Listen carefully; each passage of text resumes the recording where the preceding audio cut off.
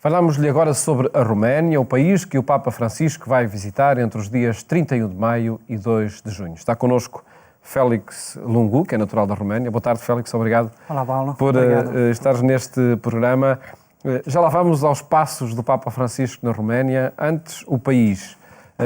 De que forma é que se pode caracterizar este país, a Roménia, tendo sobretudo por horizonte as mudanças desde a visita do Papa João Paulo II há 20 anos?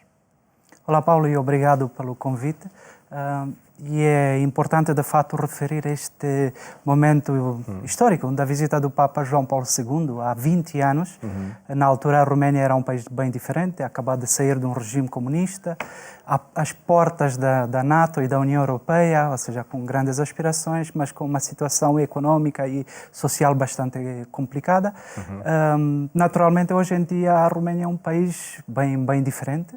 Um país que, ainda recentemente saíram uns indicadores económicos, é o país que mais crescimento económico tem na Europa, com níveis invejáveis, números como 5% de crescimento, ou seja, fazer inveja a qualquer outro país, mas é um país que se tem, está a transformar-se, está a crescer, sem dúvida, do ponto de vista económico, mas também tem muitos desafios pela frente, do ponto de vista social, político, alguma corrupção, e se calhar há um assunto que aflige muito as famílias e também o país em si como todo, que é a imigração maciça, não é? Sobretudo dos jovens.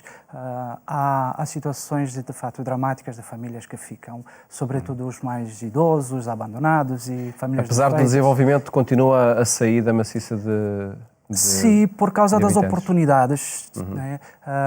Na Roménia ainda não há assim tantas oportunidades, ainda por cima o nível da vida, o salário médio não chega a 500 euros, por isso é aliciante noutro país. Exatamente, numa altura da globalização e das viagens, não é? Facilmente se pode encontrar um outro lugar de trabalho num país da União Europeia, com melhor remuneração e outras condições, outra perspectiva de vida.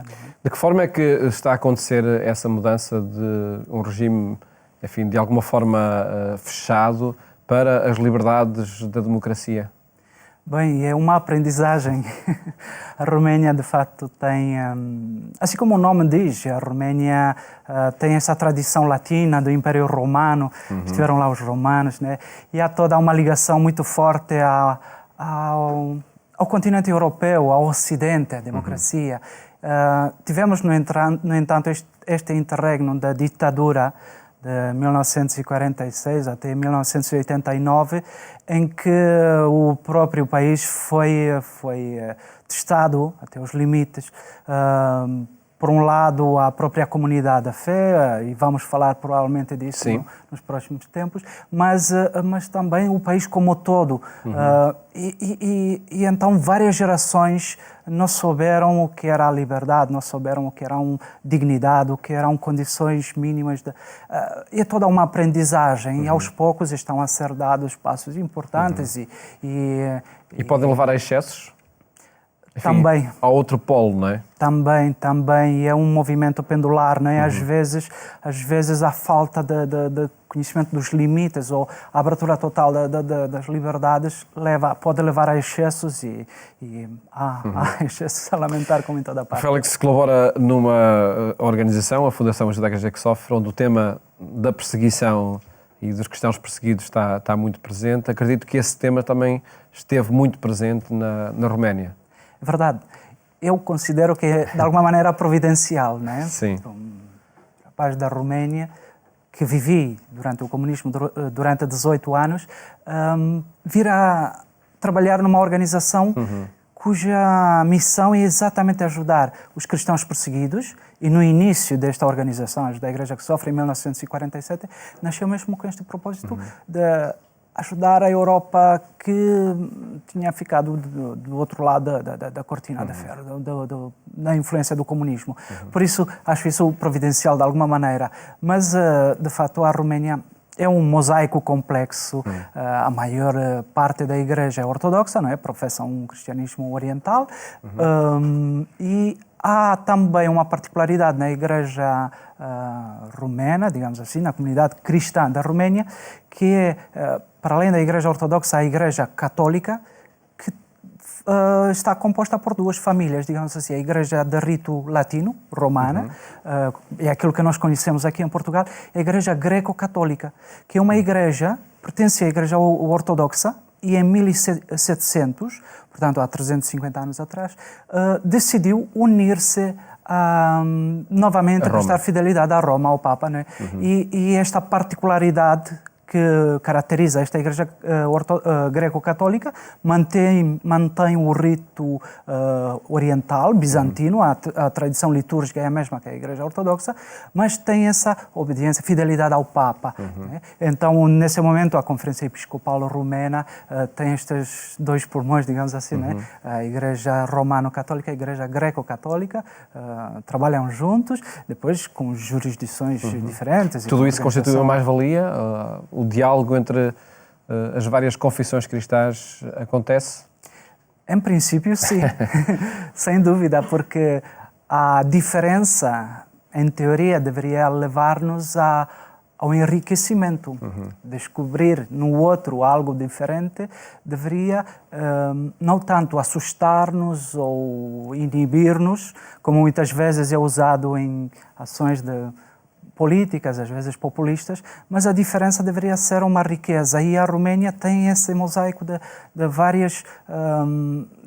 referia há pouco às religiões, as especificidades de cada uma destas confissões religiosas, mas a Roménia também é composta por um mosaico de povos. Estão os romenos, mas também há uma grande comunidade húngara na Transilvânia, estão os saxões, uma comunidade alemã, há ciganos, há turcos, há tártaros, há toda uma série de povos que ao longo dos séculos aprenderam a conviver e a partilhar essa vida em comum no mesmo território, sem dúvida, às vezes com conflitos e tensões inerentes a esse tipo de convivência. Porquê esta visita do Papa e uma visita de 3 dias, não é? Aquilo que o Papa nem sempre faz nas viagens, nomeadamente pela Europa. Qual o objetivo, na sua opinião, desta visita do Papa à Roménia? Pessoalmente, acho que é uma visita histórica. Histórica, já referimos, porque passado 20 anos após a primeira visita de um Papa a um país ortodoxo, que foi o Papa João Paulo II, em 1999, o Papa Francisco tem essa preocupação de ir às periferias e, sobretudo, conhecer em loco as pessoas, o sofrimento, aquilo que tiveram que pagar. Por isso, não é de admirar, vimos-lo na Albânia, Macedónia, Bulgária, em vários países também que sofreram. Eu diria que não é só apenas uma visita histórica, como é também... Tem algumas características esta visita. 3 dias é a primeira vez que o Papa dedica tanto tempo a um país na Europa. Sim. 3 dias. De alguma maneira, podíamos dizer que é uma predileção, não é? Mas eu penso que é a preocupação do Santo Padre de conhecer toda a realidade da Roménia, porque é uma visita pastoral, embora o Papa se apresenta sempre como peregrino, ou seja, quer conhecer o país, vai estar em Bucareste, na capital, com a Igreja Ortodoxa, com as autoridades civis, mas também vai viajar ao centro da Roménia, na Transilvânia, onde vai encontrar a comunidade húngara católica, no maior santuário mariano que há na Roménia e no leste europeu. Também vai estar com a comunidade romano-católica em Iași, que é na província da Moldávia, no leste da Roménia, perto da República da Moldávia, aliás, tem o mesmo nome porque pertenceu à Roménia. E no fim também vai estar em Blaj, uma cidade histórica onde o Papa vai encontrar a Igreja Greco-Católica, é o lugar histórico dessa igreja, e onde vão ser beatificados 7 bispos greco-católicos que morreram nas prisões romenas. Portanto, é uma visita histórica, é uma visita ecumênica, porque vai ao encontro das várias sensibilidades religiosas. E é uma visita mariana também. O logo da própria visita representa a Nossa Senhora, Maria, braços abertos, com o seu manto a proteger. E o moto e a frase é caminhamos juntos.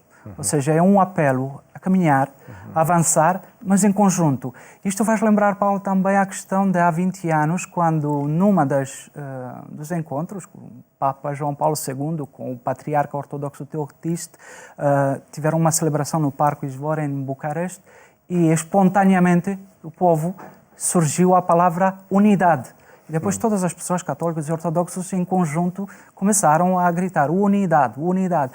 E ficou esse desejo. Podem ser dados mais passos agora nesta viagem do Papa Francisco? Deus queira que sim, esperemos que sim. É um sinal e, de facto, é esperado com muita expectativa, tanto pelas autoridades civis, pela Igreja, naturalmente. É um pequeno rebanho da Igreja Católica na Roménia. É uma minoria. A Igreja Católica representa apenas uns 4% da população. É por aí que o Papa gosta de andar, não é? Sim, é verdade. É verdade. Esta viagem à Roménia, enfim, é uma tendência do Papa para leste, é uma aproximação progressiva às igrejas ortodoxas? Penso o que objetivo sim. pode ser a Rússia? Provavelmente poderá ser. Nunca nenhum Papa se aproximou tanto, né, deste território também histórico da Rússia, e acredito que é um desejo do Santo Padre um dia poder visitar. Há de fato vários sinais, sobretudo da amizade com o Patriarca da Constantinopla, Bartolomeu, e outros sinais, e Deus queira que sim, que um dia possamos também ver este momento histórico de um Papa católico a visitar um patriarca em Moscovo e em conjunto dar este sinal da unidade, que a unidade é possível e pode começar das bases. Não é? Desde logo entre as mesmas confissões cristãs, não é? Sem dúvida. Confessam a mesma fé em Jesus Cristo. Félix, muito obrigado por ter estado aqui no programa Eclésia a apresentar o país, a Roménia, que vai receber o Papa Francisco a partir do dia 31 de maio. Muito obrigado.